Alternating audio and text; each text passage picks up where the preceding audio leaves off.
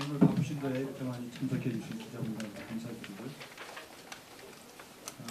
우리 닌자 터널이 우리 시에 세 개가 이제 있는데,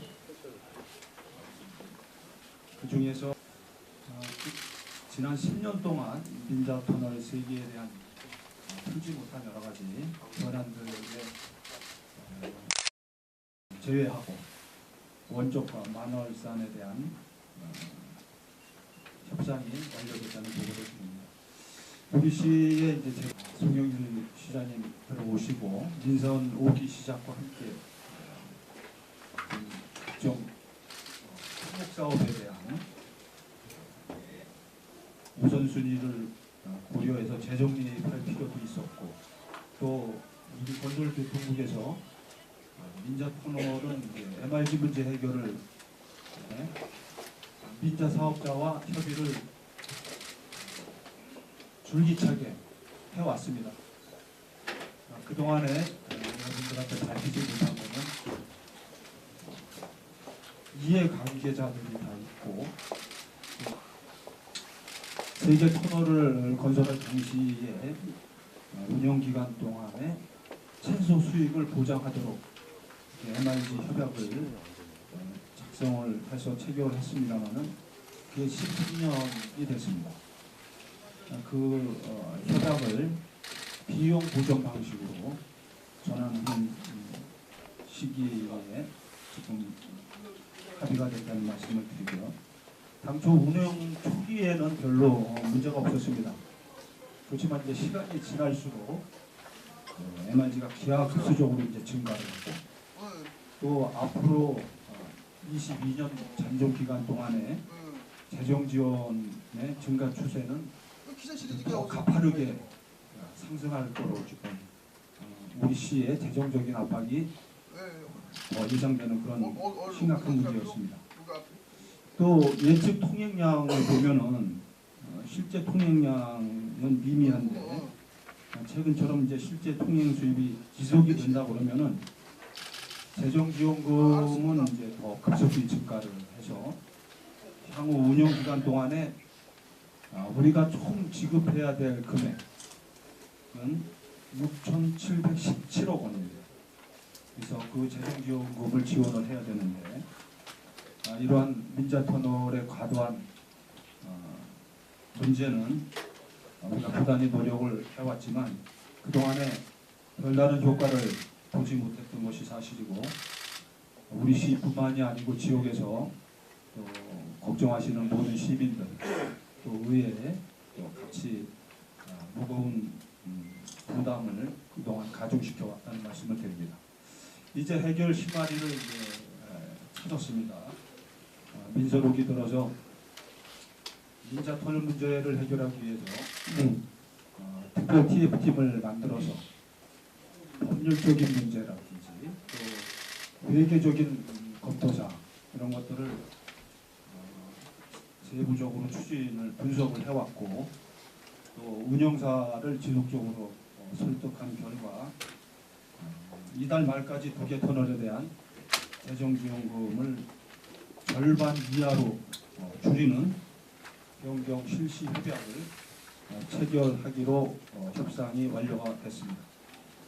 당초 기존 운영사는 협약 변경은 어렵다 이렇게 주장을 했지만, 우리 시는 당초 건설 당시보다 현재 시중 금리가 상당히 낮아진 점과, 두 번째는 당초 교통 수요 예측치에 대한 그걸 대비한 실제 통행량이 30% 수준밖에 안 된다.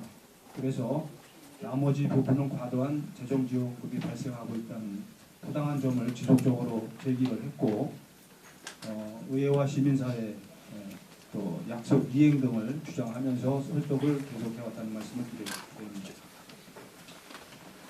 이를 통해서 경상 수익률은 약 12% 수준에서 4.9% 수준으로 낮추게 됐고, 향후 22년간 운영기간 동안에 아까도 말씀드린 대로 최소 운영수입 보장 금액으로 6,717억 원을 지급을 하도록 협약이 돼 있었습니다만은 사업 재구조화를 통해서 2,944억 원만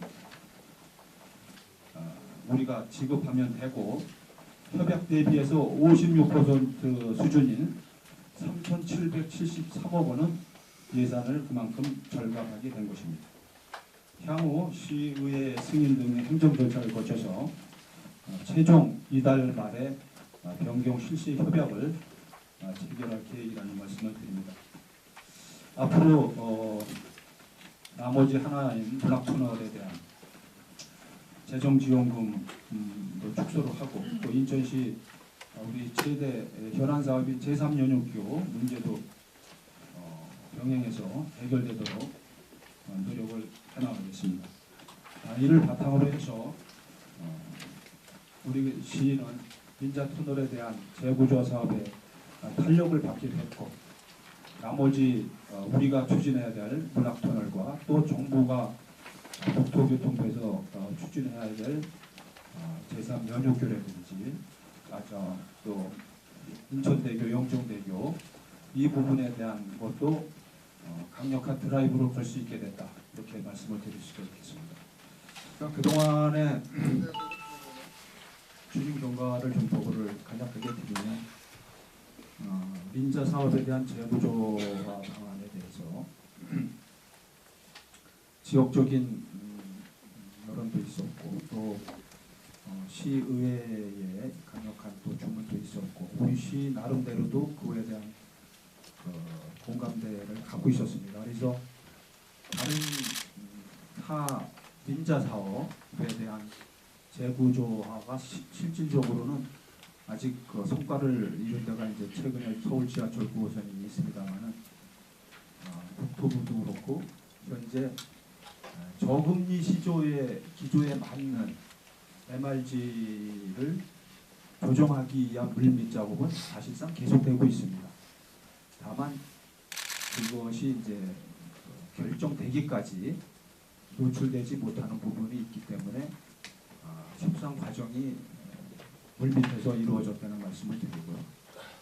저희도 교원공제회의 여러 가지 재구조화에 대한 추진 의사를 또 계속 표명을 했고 또 국정감사라든지 그동안에 여러 가지 방법을 통해서 우리가 할 수 있는 방법은 최대한 그 사람들을 협상에 원만하게 협상에 의한 합의를 이끌어내는 것이 행정적으로도 그렇고 시간적으로도 그렇고 소송보다는 가장 합리적인 방법이라고 판단을 했기 때문에 우선은 그분들하고의 원만한 협의를 추진해 왔다는 말씀을 드리고 중간에 여러 가지 그 흥국증권이라든지 이런 쪽에서 재구조화 방안에 대한 제안을 있었고 우리가 TF팀을 구성을 해서 그동안에 타 지역 사례라든지 그 민자 터널과의 관리 운영권의 가치를 얼마로 할 것이냐 그다음에 두 번째는 수익률을 얼마로 다운시킬 것인가 그다음에 관리 운영비를 어떻게 할 것인가에 대한 큰 세 개의 항목이 있습니다. 그래서 관리 운영권에 대한 거는 저희가 당초 계획 대비해서 96% 수준으로 낮추고 또 12% 이상 돼 있는 수익률을 현재 국공채 5년 만기 국공채 금리 수준하고 또 기준금리가 있습니다. 그거를 감안해서 고정금리와 변동금리를 각각 50%씩 반영을 했을 때 약 4.9% 수준으로 낮출 수 있다. 그거를 제안을 해서 관철을 시켰고요. 세 번째 이제 관리 운영권에 대한 문제가 나오는데 관리 운영권에 대한 문제는 3년마다 실사를 해서 정산하는 거로 이렇게 최종 협의가 됐다는 말씀을 드립니다. 윤종대랑 이천대교랑 재구조화 협상을 하고 있어요? 그거는 아직 내부적으로 하고 있는 사업입니다만은 지난번에 국토교통부에서 국정감사할 당시에 여러 가지 국감에서 재구조화 사업에 대한 질문과 압박이 좀 있었습니다. 그래서 10월 29일 날 국토부에서 아예 그냥 보도자료를 배포를 해서 민자고속도로에 대한 재구조화 운영 개선을 추진하겠다.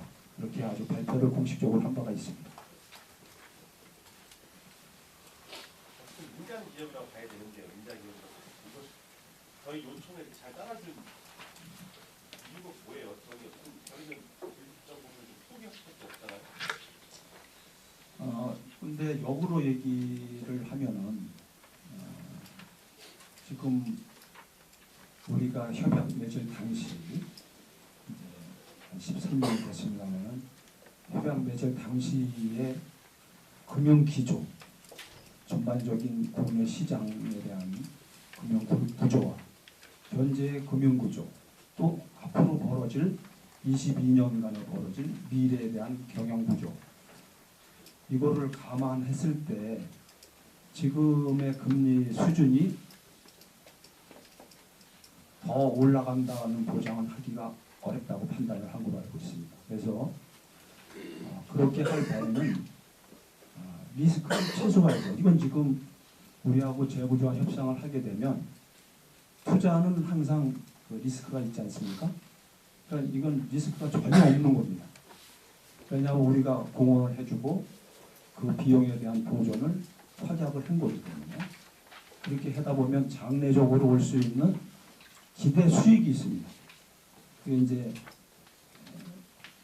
순현재 가치라고 해서 넷 프레젠트 밸류 이렇게 해서 순현재 가치를 계산하게 되는데 그 부분에 대한 수지 계산은 충분히 했을 거라고 이렇게 비난하고 있습니다.